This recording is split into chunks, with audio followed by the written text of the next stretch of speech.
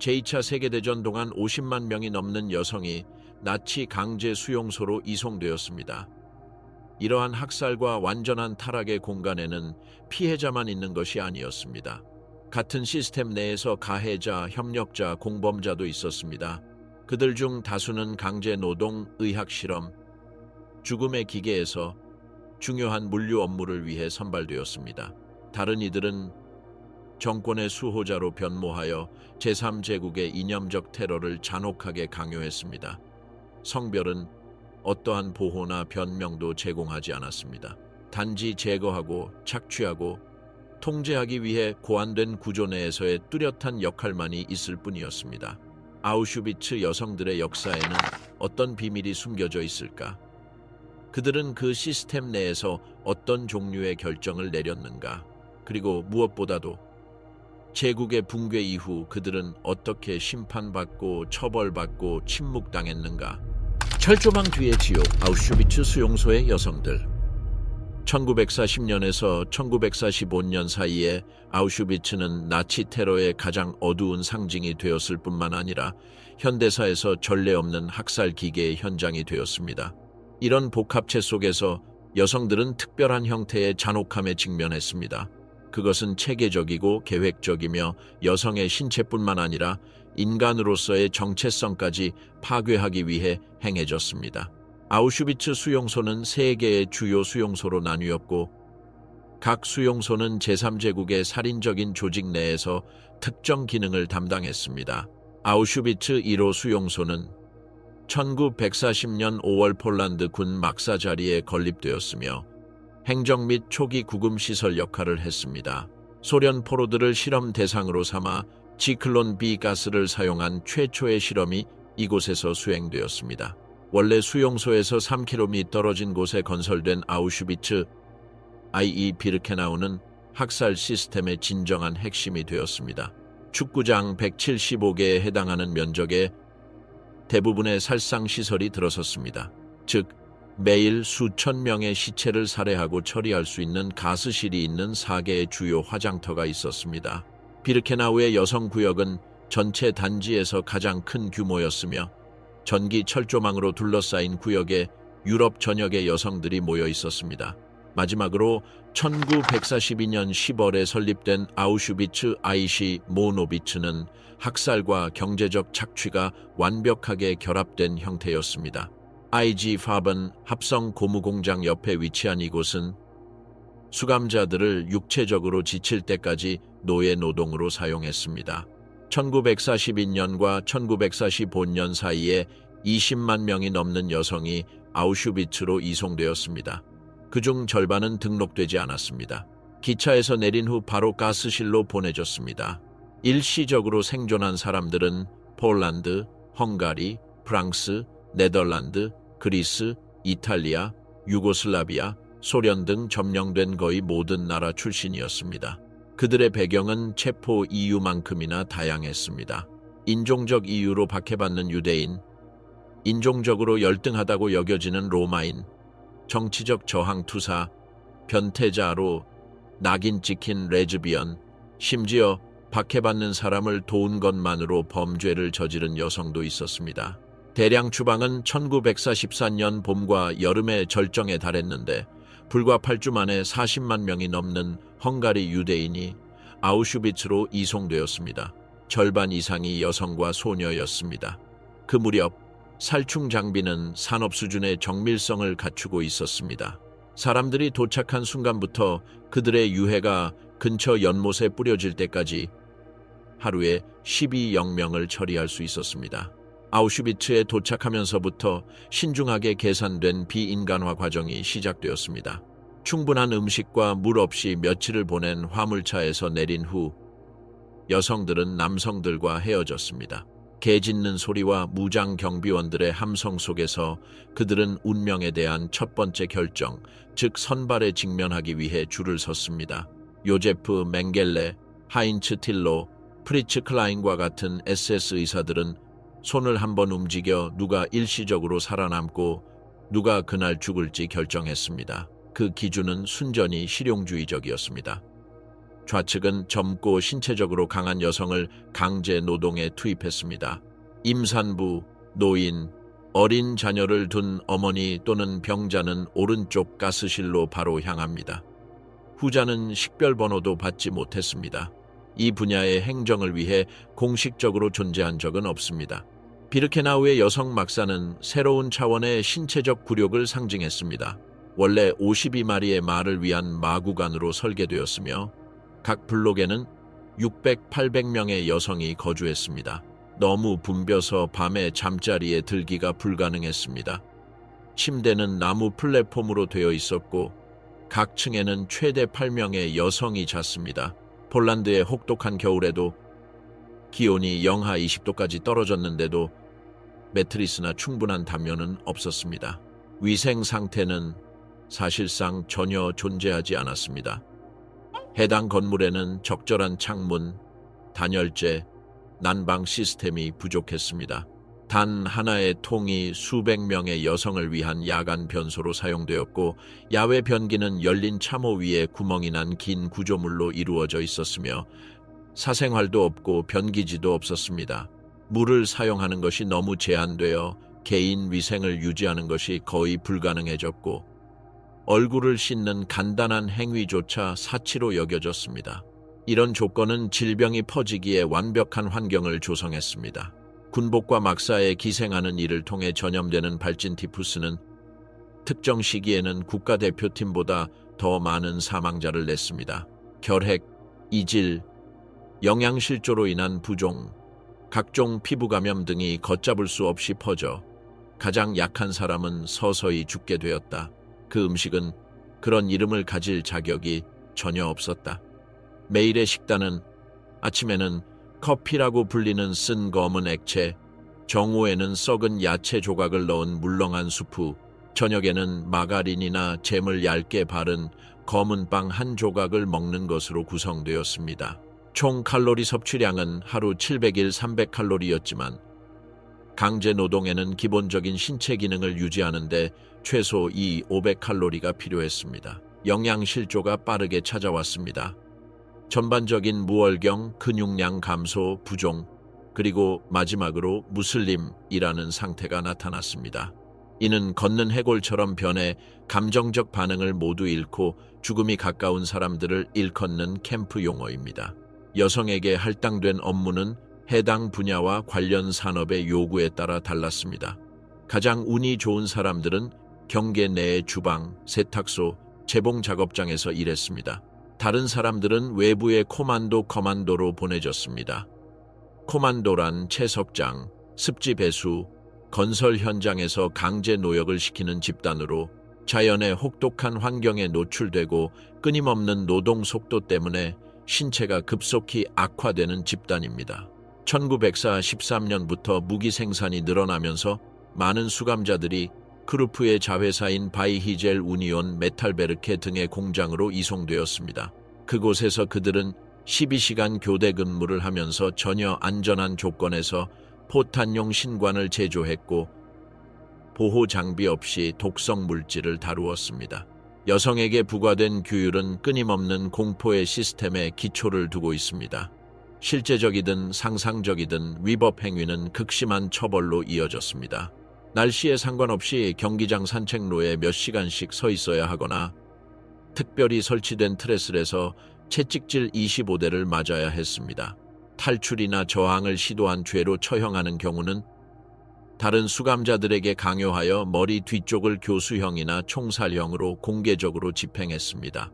강제 수용소 시스템의 가장 사악한 전략 중 하나는 희생자들 사이에 내부 계층 구조를 만든 것입니다.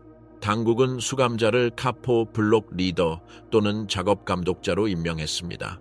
이 여성들은 동료 여성들에 대한 직접적인 통제권을 행사했고 그 대가로 추가 식량, 더 나은 숙소 또는 단순히 하루를 더 살아남을 수 있는 기회 등 작은 특권을 얻었습니다. 무자비한 실험, 나치 과학의 희생자 여성들.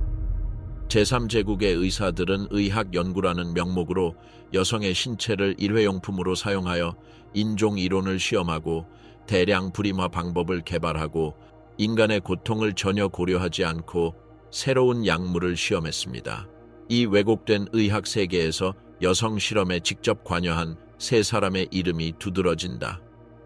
카를 클라우베르크, 호르스트 슈만, 요제프 맹겔레다.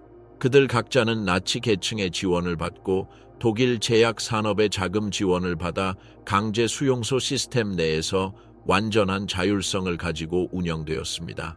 나치 정권에 관여하기 전 유명한 산부인과 의사였던 칼 클라우베르크는 1942년 특정 목표를 가지고 아우슈비츠에 도착했습니다. 그 목표는 수백만 명의 인종적으로 바람직하지 않은 여성에게 효과적으로 적용할 수 있는 비수술적 대량 불임화 방법을 개발하는 것이었습니다. 하인리히 힘러로부터 직접 허가를 받은 후 그는 아우슈비츠 1호 수용소 10번지에 자신의 실험실을 설립하고 마취 없이 유대인과 로마 여성의 자궁에 포르말데히드, 요오드, 질산응과 같은 화학적 자극제를 직접 주입했습니다. 이러한 물질은 심각한 염증을 일으켜 나팔관을 영구적으로 막았습니다. 클라우베르크는 힘러에게 보고하면서 자신의 기술을 사용하는 10명의 의사팀이 매일 1,000명의 여성을 불임화시킬 수 있다고 자랑했습니다.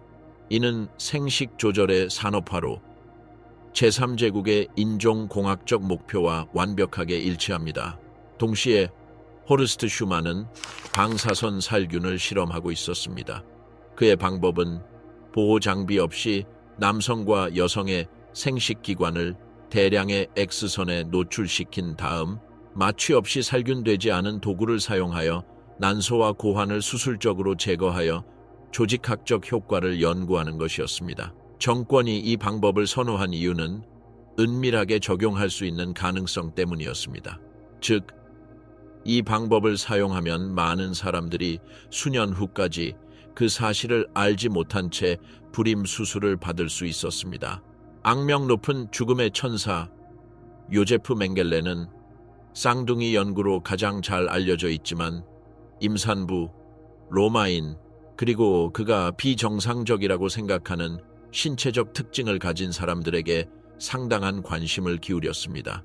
그는 도착 램프에서 직접 피험자를 선발하고 비교 해부학 연구를 위해 조산을 유도하고 아리아인의 이상에 따라 눈을 파란색으로 만들기 위해 눈에 염료를 주입했으며 관련 없는 쌍둥이 사이에 잡종 수혈을 실시했습니다. 그들의 연구는 실제 과학적 가치가 부족했습니다. 프로토콜을 따르지 않았고 적절한 대조군을 유지하지 않았으며 기존의 인종적 편견을 확인하도록 설계되었습니다. 이 세 명의 의사는 특정 목표에 맞춰 구성된 체계적인 프로그램에 참여했습니다. 그 목표는 바람직하지 않은 인구 집단의 인구 통계적 통제, 인종적 우월성 이론에 대한 사이비 과학적 정당화, 윤리적 또는 법적 제한 없이 이용 가능한 인간 피험자를 이용한 제약 제품 개발이었습니다. 사용된 방법은 계산된 잔혹함과 관료적 효율성을 결합한 것이었습니다. 선택된 여성들은 실험적 재료로 분류되었고 그들의 신체는 분석을 위해 장기, 체액, 조직을 저장한 저장소로 축소되었습니다. 가장 흔한 시술로는 자궁 내 부식성 물질 주입, 이온화 방사선 노출, 생식기관의 수술적 제거, 발진 티푸스나 말라리아와 같은 질병의 의도적인 접종, 개발 중인 약물 화합물의 실험적 투여 등이 있습니다. 많은 피해자들이 의식을 잃을 정도로 극심한 고통을 겪었습니다. 며칠 만에 사망에 이르는 대규모 감염 사례도 있었습니다. 살아남은 사람들도 영구적인 후유증을 남겼습니다. 즉, 불임, 만성 통증, 외모 손상, 돌이킬 수 없는 신경 손상 등이 그것입니다. 특히 우려스러운 측면은 독일 제약 회사의 적극적인 개입이었습니다. 바이어, 호스트,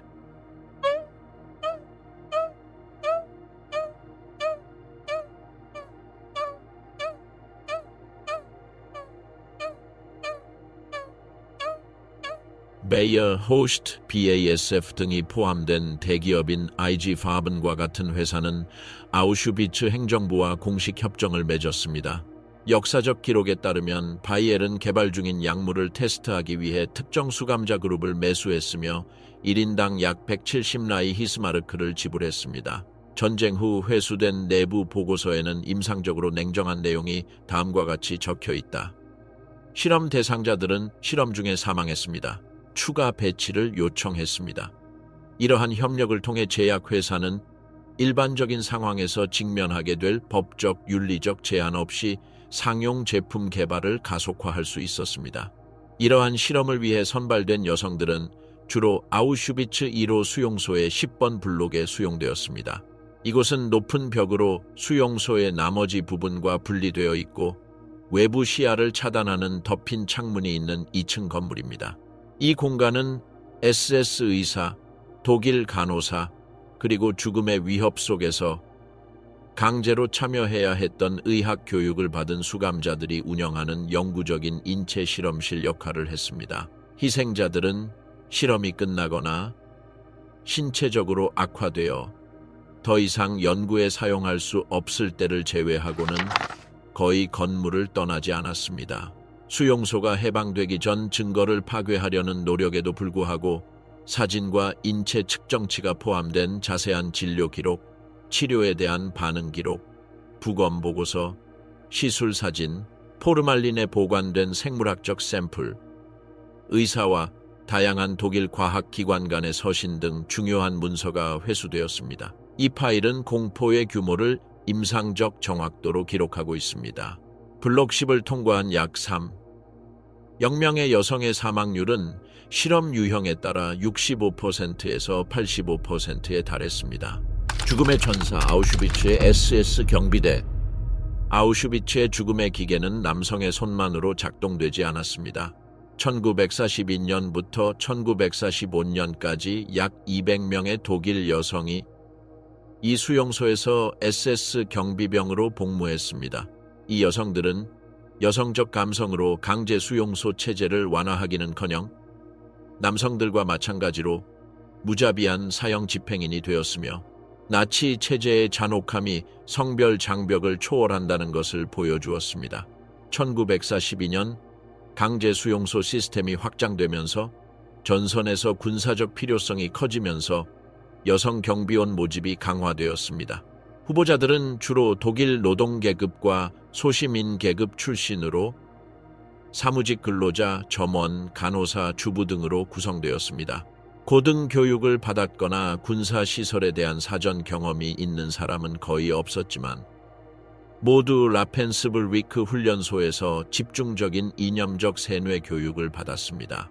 그들은 약 2개월 동안 국가사회주의 이념, 감시기술, 징계 방법에 대한 훈련을 받았습니다. 그들은 채찍을 다루는 법, 신체 수색을 실시하는 법, 금지된 물건을 탐지하는 법, 선발에 참여하는 법을 배웠습니다. 가장 효율적인 사람들은 나치 강제 수용소 시스템에서 가장 큰 여성 부대가 운영되던 아우슈비츠 비르케나우로 보내졌습니다. 아우슈비츠 내부에서 경비원들은 정해진 계층 구조에 통합되어 있었습니다. 가장 높은 자리는 오베라우프세에린, 즉 수석 교도소장이었는데 이 자리는 주로 마리아 만델이 맡았습니다. 그녀의 지휘하에 라포트 퓨러리는 보고, 블록트 퓨러리는 막사 사령관 및 검만도 퓨러리는 작업반 감독관을 운영했습니다. 그들은 공식적으로는 SS 남자만 입대할 수 있는 조직의 일원은 아니었지만 SS의 직접적인 지휘를 받으며 활동했습니다. 그들은 총을 휴대하지 않았지만 통제 도구로 채찍, 곤봉, 훈련된 개를 사용했습니다. 간수의 일일 업무는 수용소의 모든 측면을 망라했습니다. 그들은 날씨에 관계없이 수감자들이 몇 시간 동안 움직이지 않고 있는 아침과 저녁에 인원수를 조사하는 것을 감독했습니다. 그들은 힘든 속도를 유지하며 작업자들을 공장이나 채석장까지 호위했다. 그들은 식량 분배를 감시했다. 그리고 막사에서 불시 검열을 실시했습니다. 그들의 가장 사악한 역할은 선별 과정에서 드러났습니다. 그들은 여성들에게 의학적 검사를 위해 옷을 벗도록 강요한 다음 가스실로 호송했습니다. 아우슈비츠에서 근무한 모든 경비원 중에서 이르마 그레세는 이러한 여성의 잔혹함을 상징하게 되었습니다. 1923년에 태어난 그녀는 간호사로서의 훈련을 받으려다 실패한 후 불과 19세의 나이에 SS에 입대했습니다. 아우슈비츠 비르케나우에서 그녀는 곧바로 여성 수용소의 감독관이 되었고 그곳에서 그녀는 자신만의 고문 방법을 개발했습니다. 그레세는 특별히 만든 채찍을 사용해 주로 수감자들의 가슴과 생식기를 때렸다. 감옥에 갇힌 구두 제작자가 만든 부츠는 발가락 부분에 금속 보강제를 넣어 피해를 극대화했습니다. 그는 사디즘과 질투가 뒤섞인 감정으로 젊고 매력적인 여성을 특별히 굴욕시키기 위해 정기적으로 그들을 곤란했습니다. 전후 증언에 따르면 그는 다른 사람들의 고통에 눈에 띄게 기뻐했고 사형 집행에도 자발적으로 참여했다고 합니다. 그녀의 젊음과 북유럽인의 외모는 그녀의 태도와 극명한 대조를 이루었고 이로 인해 그녀는 수감자들 사이에서 아름다운 짐승이라는 별명을 얻게 되었습니다. 마리아 만델은 다른 종류의 잔혹함을 대표했습니다. 체계적이고 차갑고 관료적이었습니다.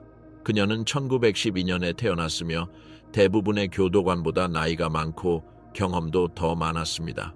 그는 1942년 아우슈비츠에 도착하기 전에 리히텐부르크와 라펜스불위크에서 복무하면서 행정 방법을 완성했습니다. 그는 전문적이고 냉정한 태도를 유지했고 직접 구타에 가담한 적은 거의 없었지만 고문이나 사형을 초래하는 처벌 명령서에 정기적으로 서명했습니다. 그의 전문 분야는 선택이었습니다. 그는 간단한 몸짓으로 누가 살고 누가 죽을지 결정했습니다.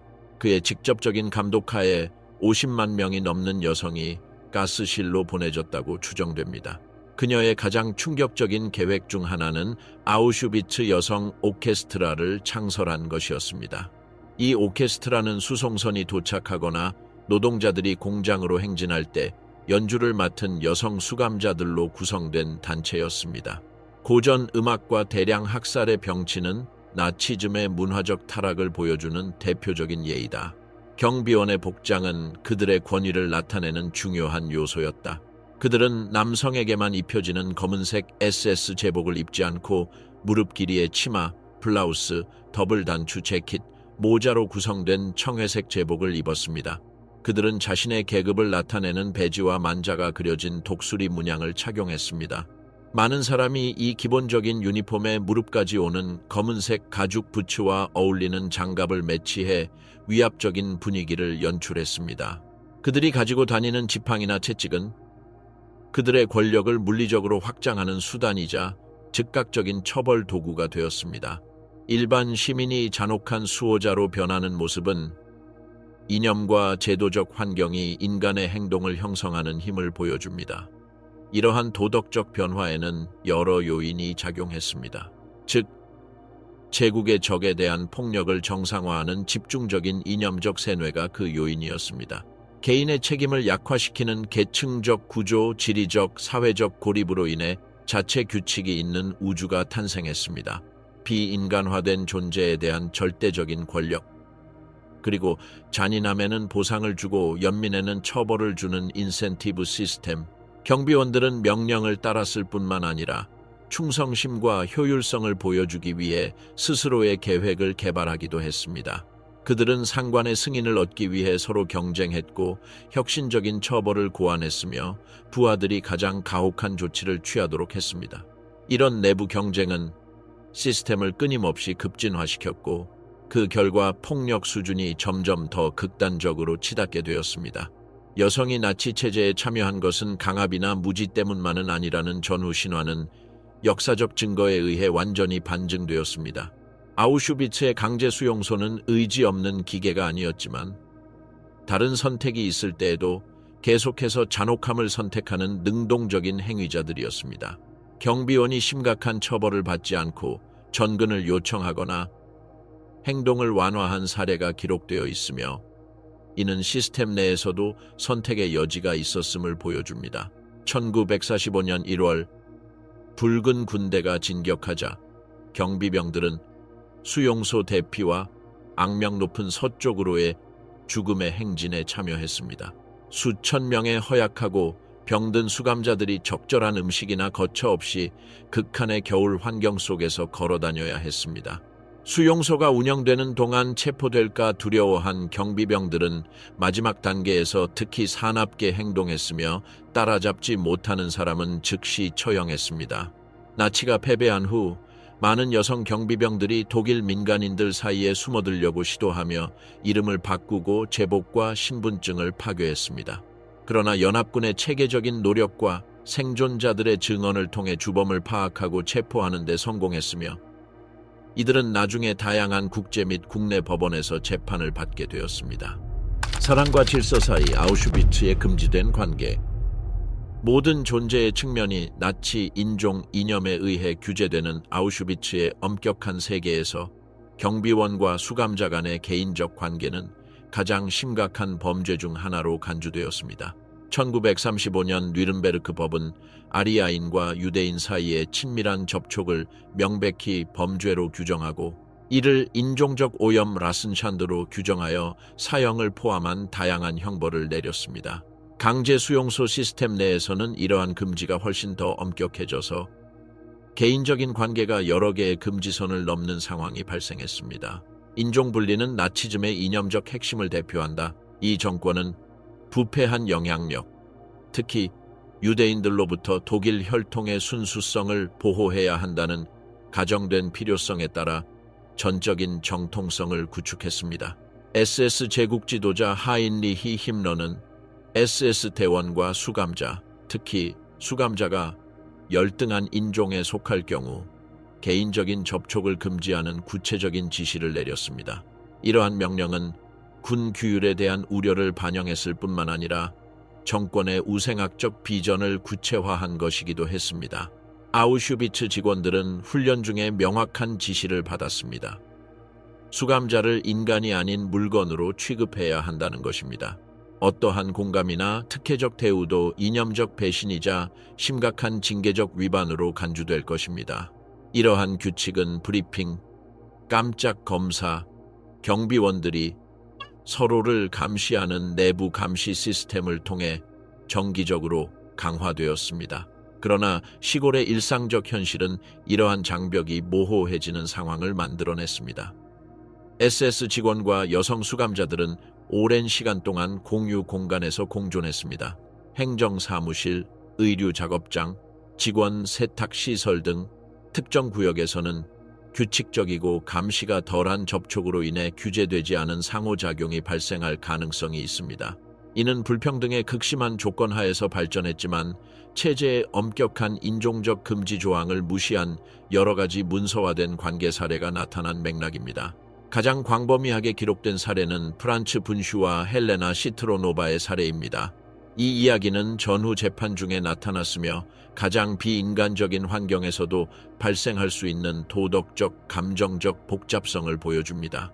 1922년 오스트리아에서 태어난 분슈는 안슐루스 이후 SS에 입대하여 1941년 아우슈비츠에 주둔했습니다. 하사관으로서 그는 소위 카나다 수용소에 배치되었는데 카나다 수용소는 추방자들의 소지품을 분류하는 부서였습니다. 1922년에 태어난 슬로바키아 유대인 여성 헬레나 시트로노바는 1942년 슬로바키아에서 최초로 수송편을 타고 아우슈비츠에 도착했습니다. 초기 선발에서 살아남은 후 그녀는 코만도 캐나다에 배치되었습니다. 그곳의 조건은 끔찍하기는 했지만 수용소의 다른 구역에 비하면 약간 나았습니다. 실내 작업, 압수된 소지품 사이에 숨겨진 옷이나 음식을 가끔씩 접할 수 있는 기회, 그리고 자연 환경에 덜 노출되는 것 등이 생존 확률을 약간 높여주었습니다. 두 사람 사이의 첫 번째 의미 있는 접촉은 1942년 SS 장교의 생일 축하 행사에서 이루어졌습니다. 추방되기 전에 가수였던 헬레나는 직원들을 즐겁게 하기 위해 노래를 불러야 했습니다. 그의 목소리는 윈슈의 주의를 끌었고 그는 그에게 차별적인 대우를 하기 시작했습니다.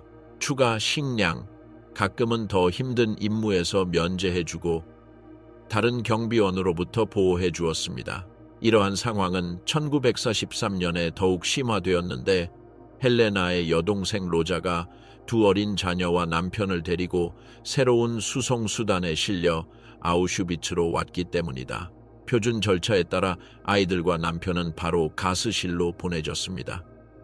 절망에 빠진 헬레나는 윈슈에게 여동생의 목숨을 구걸하는 편지를 썼습니다. 시스템 내에서 놀라운 일이 일어났는데 운슈는 박멸 대상으로 선정된 사람들 중에서 로자를 찾아내어 코만도 카나다로 이송하여 그녀가 즉사하는 것을 막았습니다.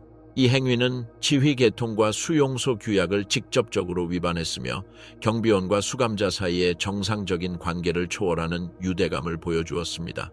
그 후 몇 달 동안 린슈는 두 자매를 계속 보호하며 그들에게 추가 식량을 제공하고 덜 힘든 일을 맡겼습니다. 다른 경비원과 수감자들도 이 상황을 알아차렸고 이로 인해 긴장과 의심이 퍼졌다.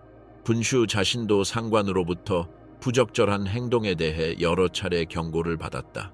운슈와 헬레나 사이의 관계의 진짜 본질은 역사적 논쟁의 대상이 되어 왔습니다. 1972년 비엔나에서 열린 윈슈 재판에서 헬레나는 그가 자신에게 낭만적인 감정을 표현했지만 육체적으로 관계가 성립되지 않았다고 증언했습니다. 그녀는 그가 전쟁이 끝나서 그녀를 어머니에게 데려갈 수 있기를 바란다고 고백했던 일을 회상했습니다.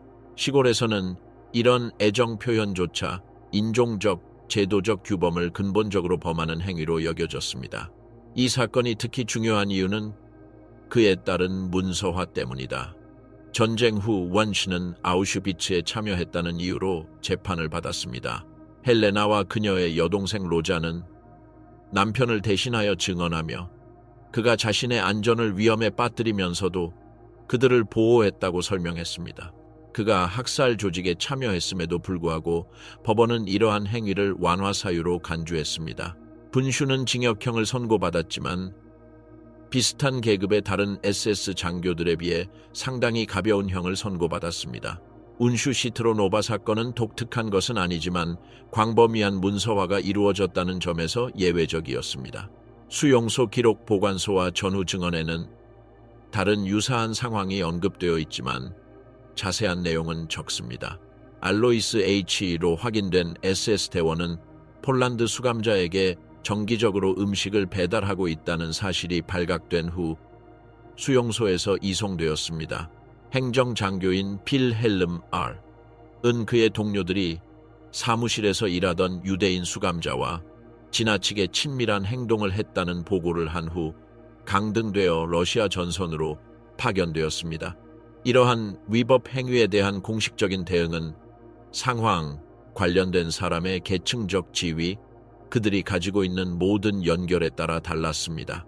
문서화된 제재에는 최전선 전투부대로의 징계적 전출, 강등 및 특권 박탈, SS 시설 구금, 심각한 경우, 인종적 수치에 대한 공식 기소가 포함되어 있으며 이는 장기 징역형 또는 심지어 사형으로 이어질 수 있습니다. 관련된 여성 수감자들의 경우 그 결과는 언제나 더 심각했습니다. 관료체제를 조작하거나 상관의 보호를 받을 수 있는 SS 요원과 달리 여성 수감자는 수용소 내에서 어떠한 권리도 갖지 못했습니다.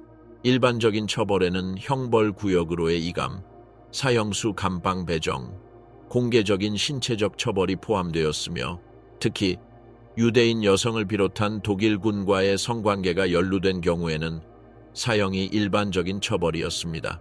이러한 관계를 구조적 권력 불균형의 관점에서 분석하는 것이 중요합니다.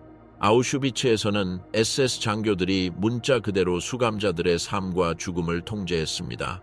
동해나 자발성과 같은 개념은 전통적인 의미를 상실합니다.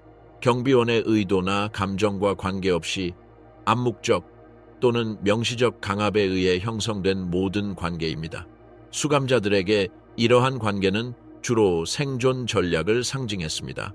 말살을 위해 설계된 환경에서 죽음이 기본 전제인 상황에서 권력자들과 관계를 맺는 것은 생사를 가르는 차이가 될 수 있었습니다. 여분의 식량 배급량, 겨울철 여분의 담요, 혹은 단순히 가스실로 선택되는 것을 피하는 것들은 결정적인 이점이었습니다. 헬레나 시트로노바의 경우처럼 진짜 감정이 드러난 경우에도 그 감정은 심각하게 왜곡된 맥락에서 발전했습니다. 인간의 기본적인 행동에 대한 감사, 절대적인 의존, 극심한 고립은 정상적인 상황에서의 관계로는 설명할 수 없는 복잡한 심리적 역학을 만들어냈습니다.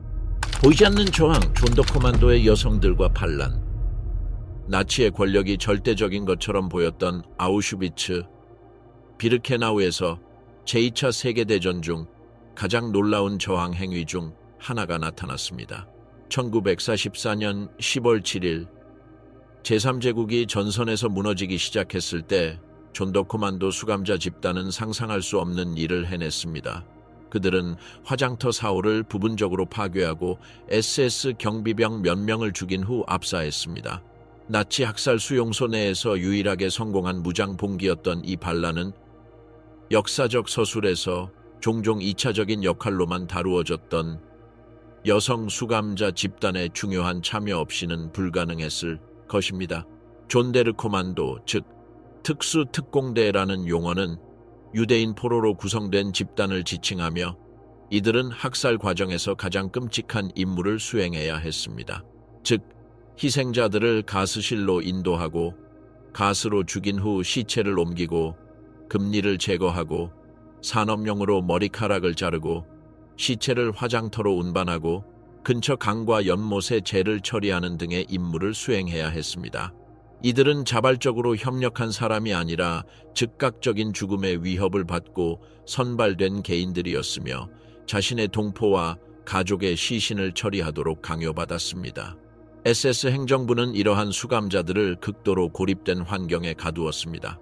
그들은 별도의 막사에서 살았고 밤에는 종종 쇠사슬로 묶였으며 수용소의 다른 사람들과는 접촉이 없었습니다. 그들은 특권으로서가 아니라 끔찍한 작업에 필요한 체력을 유지하기 위한 작전상 필수품으로서 더 나은 배급량을 받았습니다. 이 시스템에서 가장 불안한 특징은 미리 정해진 시간적 제약이었다. SS는 학살의 직접적인 목격자를 제거하기 위해 주기적으로 이들 집단 전체를 제거했다. 존더 코만도 대원들은 복종 여부와 관계없이 3-4개월 복무 후에는 처형당할 것이라는 사실을 알고 있었습니다.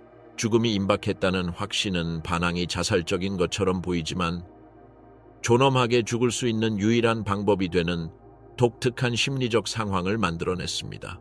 1944년 10월 존더 코만도의 병사들은 반란을 조직하기 시작했지만 극복하기 힘든 장애물에 직면했습니다. 무기도 없었고 끊임없이 경비가 서 있었으며 그들의 시설은 수용소에서 가장 엄격하게 통제되는 경계에 위치해 있었습니다. 여기서 여성 수감자의 역할이 결정적으로 중요해졌습니다.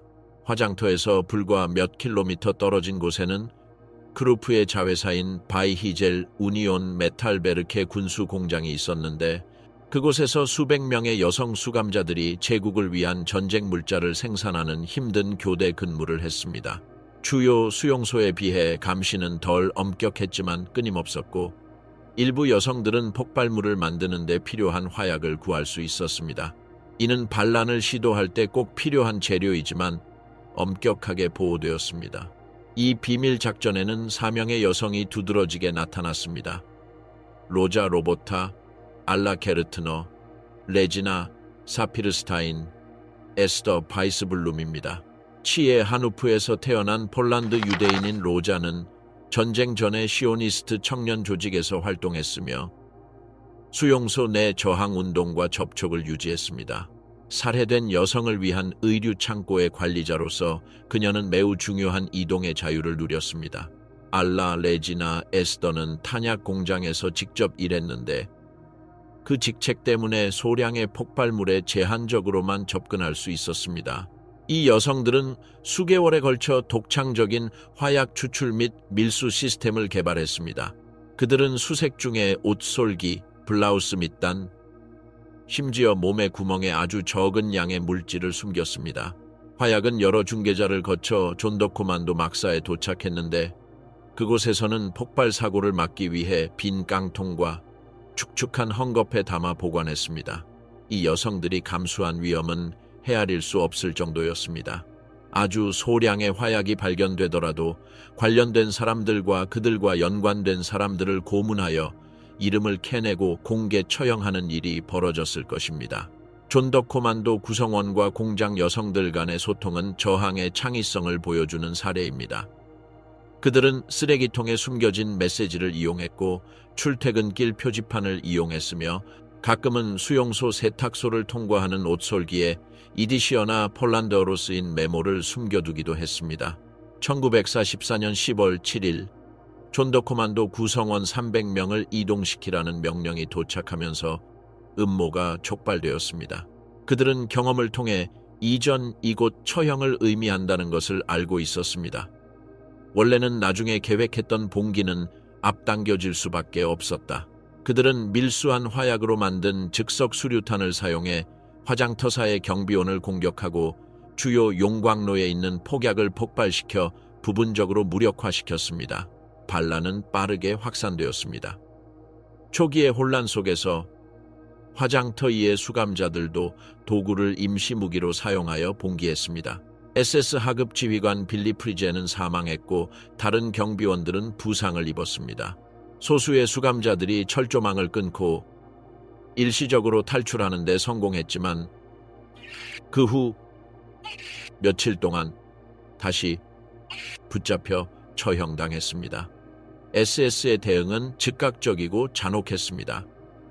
무장한 증원군이 화장터를 포위하고 단 몇 시간 만에 봉기를 진압했습니다. 약 250명의 존더 코만도 구성원이 그 자리에서 또는 그 다음 날 처형되었습니다. 그러나 제사 화장실은 심각하게 파손되어 다시는 정상적으로 운영되지 못했으며 나치가 소련의 진격에 맞서 처형을 가속화하던 중요한 시기에 수용소의 학살 수용 능력이 감소했습니다. 반란을 진압한 후 SS는 모든 참가자, 특히 폭발물 공급자를 파악하기 위해 철저한 조사를 시작했습니다. 조직적인 고문, 신문, 강제 고발을 통해 그들은 결국 화약 밀수에 연루된 주요 여성 4명을 찾아냈습니다. 로자 로보타가 먼저 체포되었고 알라 거트너, 레지나 사피어스 제인 및 에스터 와제스 블룸이 그 뒤를 이었습니다. 그들은 아우슈비츠 1호 수용소의 죽음의 수용소로 알려진 무시무시한 11번 블록으로 끌려갔는데 그곳에서 정치부 게슈타포 수용소가 신문과 고문을 실시했습니다. 그들은 몇 주 동안 다른 협력자들의 이름을 추출하기 위한 잔혹한 세션을 거쳤습니다. 극심한 고통에도 불구하고 그들은 자백을 제한하고 책임의 대부분을 짊어짐으로써 수많은 공범을 보호했습니다. 1945년 1월 6일 소련군이 수용소를 해방하기 몇 주 전 4명의 여성은 공개 교수형에 처해졌습니다. 처형은 여성 수용소의 마지막 수용소에서 이루어졌으며 수천 명의 수감자들이 최후의 경고로서 이를 목격해야 했습니다. 이후 보고서에 따르면 로자 로버타의 마지막 말은 네카마였습니다. 히브리어로 복수는 마지막 숨을 거둘 때까지 저항하겠다는 결의를 상징하는 외침입니다. 존더 코만도의 반란은 다양한 출처에서 널리 기록되어 있습니다.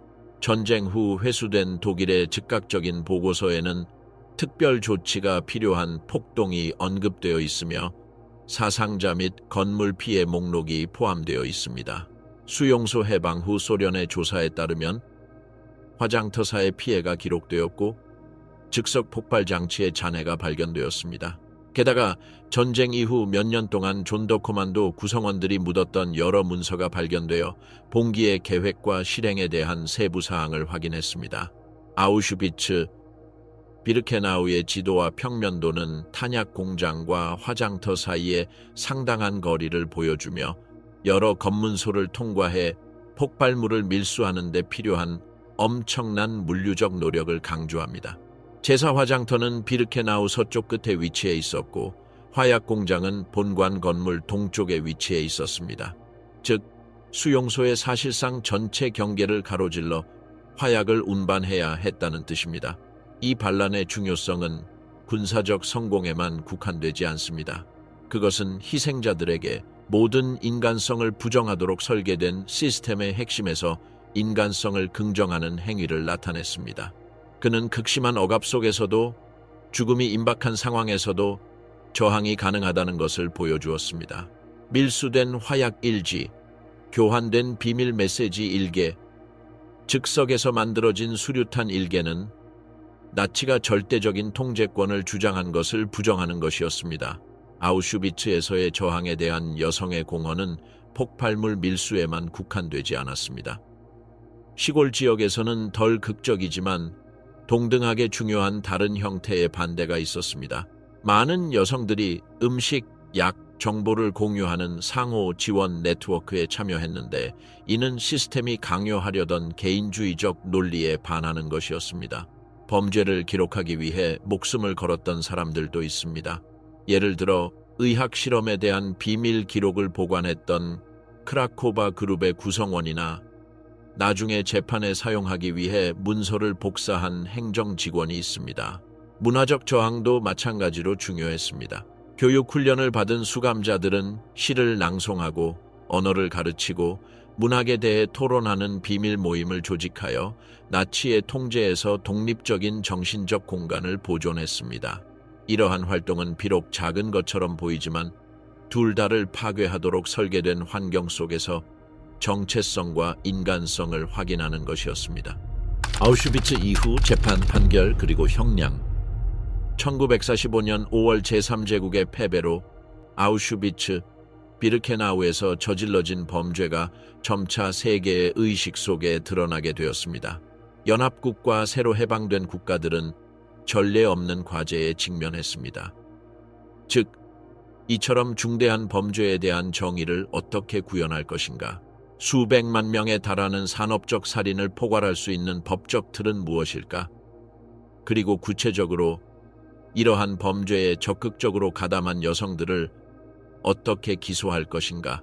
1945년부터 1949년 사이에 아우슈비츠 여성 직원을 상대로 다양한 법적 절차가 진행되었으며 관할권, 특정 피고인, 입수 가능한 증거에 따라 각기 다른 법적 틀이 적용되었습니다.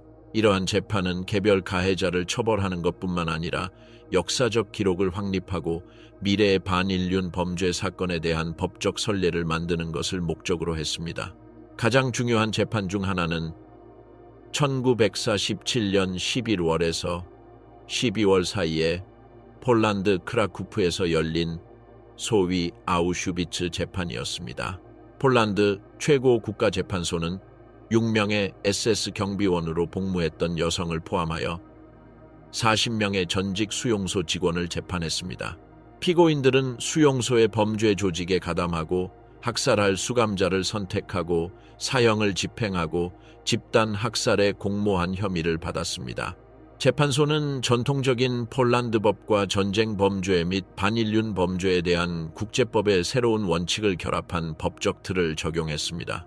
가장 악명 높은 피고인 중 한 명은 비르케나우 여성 수용소의 오베라우프 세헤린을 지낸 마리아 만들이었습니다. 법원은 그녀의 모든 혐의에 대해 유죄를 선고하고 사형을 선고했습니다. 그들의 형은 1948년 1월 24일 크라쿠프의 몬텔루피치 교도소에서 교수형으로 집행되었습니다. 크라쿠프에서 재판을 받은 또 다른 경비원인 테레제 브란들은 아우슈비츠와 다른 수용소에서 복무했습니다.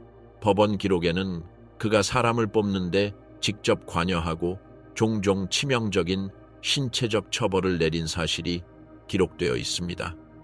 브란들도 사형을 선고받고 만드와 함께 처형되었습니다.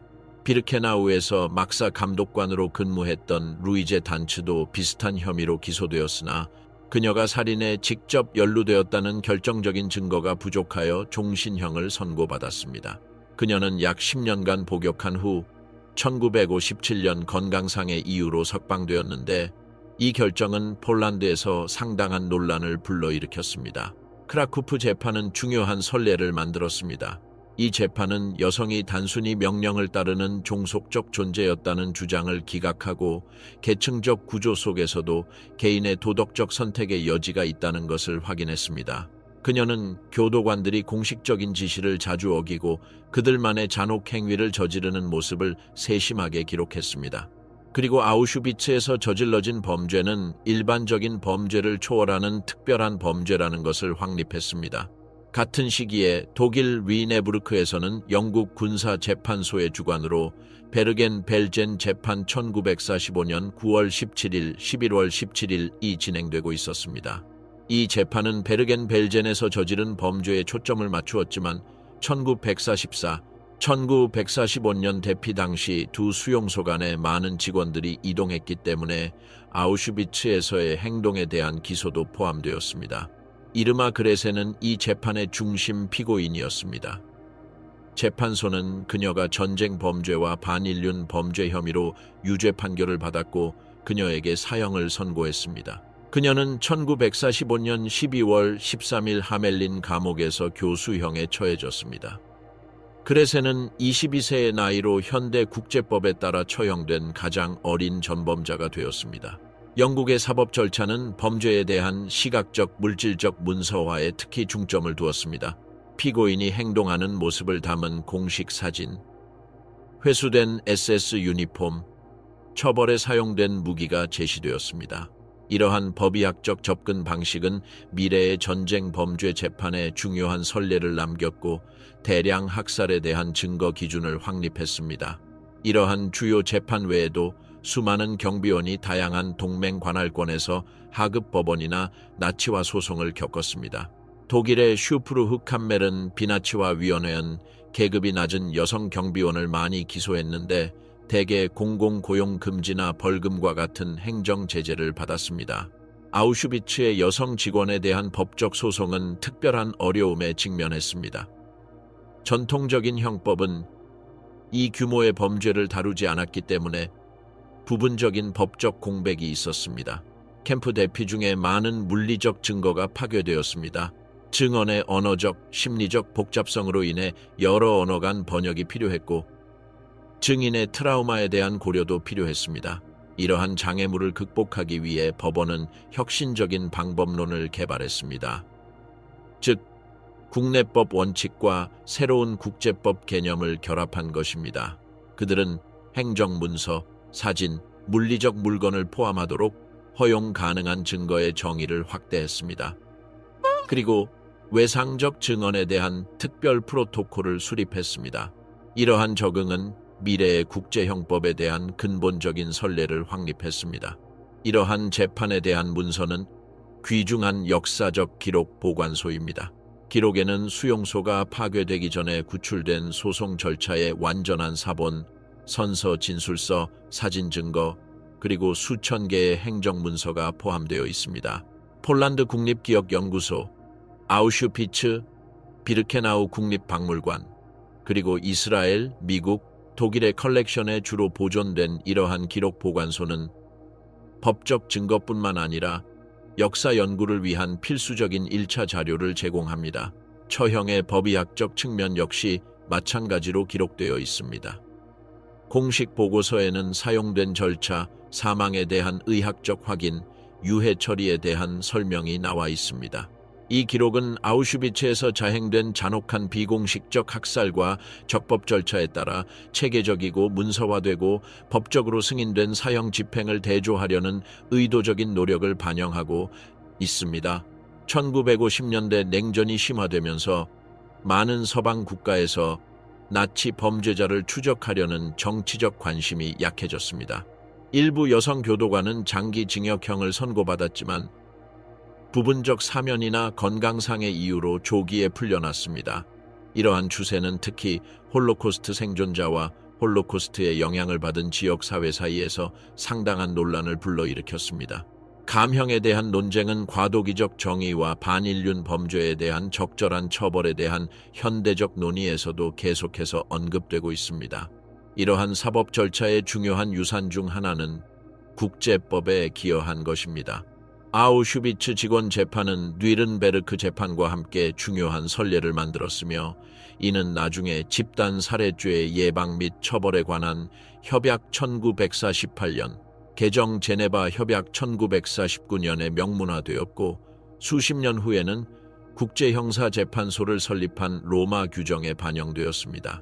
이러한 과정을 통해 지휘 책임, 방위와 같은 상위 명령, 특정 범죄에 대한 보편적 관할권, 집단 학살의 법적 특성과 같은 기본 개념이 제정이 되었습니다. 그들은 국가적 법적 틀 안에서 그리고 명백히 합법적인 명령에 따라 저질러진 경우에도 대량 학살이 정당화될 수 있다는 것을 확립했습니다.